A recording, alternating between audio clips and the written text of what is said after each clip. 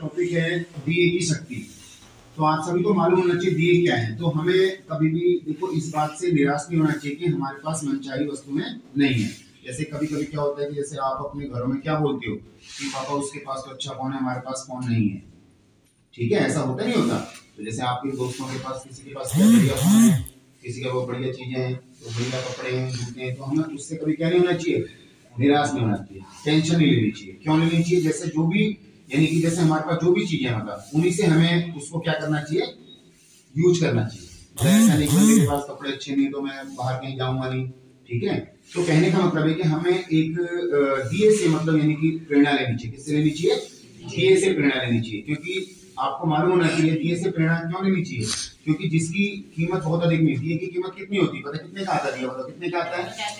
50 पैसे का या 1 रुपए का, है ना। बहुत मतलब छोटा मतलब आ जाता है। तो आपको पता होना चाहिए कि उसकी चमक ऐसी होती है कि अंधकार यानी कि किसी भी यानी हम कोई भी काम करते हैं तो सबसे पहले शुरुआत किससे करते हैं? दिए से करते हैं। तो यानी कि अगर मान लो हम कोई बड़ा कार्य करते हैं घर में, मान लो पूजा पाठ, कोई बड़ा मकान बना रहा है, बड़ी गाड़ी ले रहा है, अब उसने 5 लाख 10 लाख की गाड़ी ली, लेकिन सबसे पहले क्या जला रहा है? वो दिया जला रहा है। तो यानी वो चमक किससे बड़ी? दिए से बड़ी चमक, है ना। तो वो क्या कर देता है, वो कोई भी हमारे रुके हुए कार्यों को क्या कर देता है? सफल कर देता है। यानी कि अंधकार को प्रकाश, यानी कि देखो यानी कि तो 1000 रुपए की मूल्यवान वस्तु यानी कि दिए के बराबर नहीं है।